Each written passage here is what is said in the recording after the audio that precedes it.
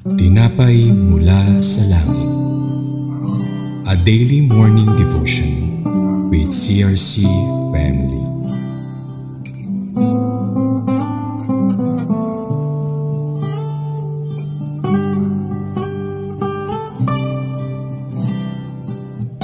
Hello po, magandang umaga. Ako po si Alvin Akurang from CRC Summerfield. Sa atin pong pagpapatuloy ng tinapay mula sa langit, our daily devotion, sisimulan po muna natin ito sa panalangin. Panginoong Diyos na makapangyarihan sa lahat, salamat po sa panibagong araw, umaga, na iyong pinagkaloob sa bawat isa sa amin. Salamat po dahil ginising mo kami na may panibagong lakas at papala na nagmumula sa inyo. Dalangin ko po na sa aming devotion ngayong umaga ay mangusap ka sa bawat isa at ito'y tumimo sa aming mga puso. Tinataas ko po ito sa pangalan mo Jesus. Amen. Ang ating pong devotion ngayong umaga ay matatagpuan sa aklat ng Joshua 5 verse 2 to 3. Sinabi ni Yahweh kay Joshua, kumuha ka ng batong matalim, gawin mong panghiwa at tuliin mo ang mga kalalakihan ng Israel. Gayon nga ang ginawa ni Joshua. Tinuli niya ang mga lalaki sa isang lugar na tinawag na Borol ng Pagtutuli. Pagpalain po ang pagbasa ng salita ng Diyos. Sa utos ng Diyos, tinuli ni Joshua ang mga kalalakihang Israel na ipinanganak habang naglalakbay sa ilang. Ang pagtutuli ay tanda ng tipan, isang kasunduan sa pagitan ng Diyos at ng kanyang bayan. Ngunit, sa loob ng 40 years sa ilang, hindi ito nagawa ng new generation. Bago sila lumaban sa mga kaaway sa lupang pangako o promised land, inuna muna ng Diyos ang pag-aayos ng kanilang espiritual na buhay. Mas mahalaga sa Diyos ang kanyang bayan ay nakatalaga at malinis sa kanyang harapan bago sila magtagumpay sa laban.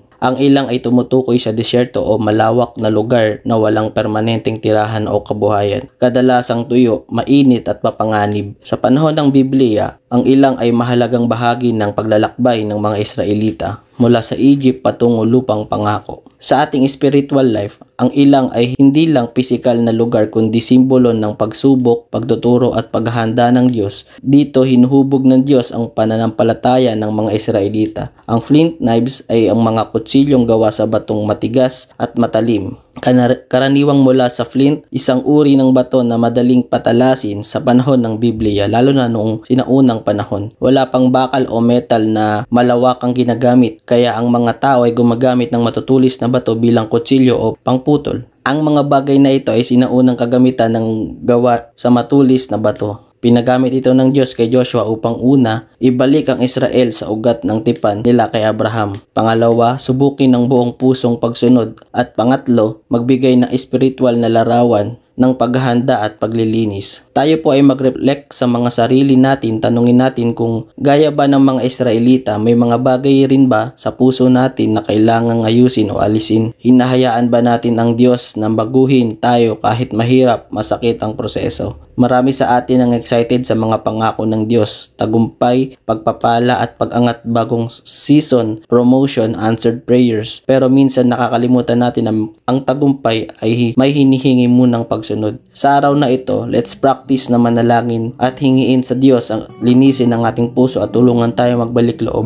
Iwasan natin ang mga bagay na magpapalayo sa Diyos. Magsimula tayong mamuhay ng may kabanalan at pagsunod sa Kanya. Ang magandang paalala sa atin ng devotion ngayong umaga ay ang tunay na tagumpay ay nagsisimula sa pagsunod sa Diyos. Para po sa ating pagtatapos, ito ay reminder sa atin na ang tunay na paghahanda ay hindi sa labas kundi sa loob. Bago ibigay ng Diyos ang tagumpay, gusto niya muna ang puso natin ay nasa ayos. Katulad ng mga pagtutuli sa Gilgal, minsan kailangan nating alisin ang mga bagay na hadlang sa ating relasyon sa Kanya. Mahirap man, pero ito ang daan patungo sa mas malalim na kaugnayan sa Diyos at tunay na tagumpay. Tayo po ay manalangin para sa ating pagtatapos.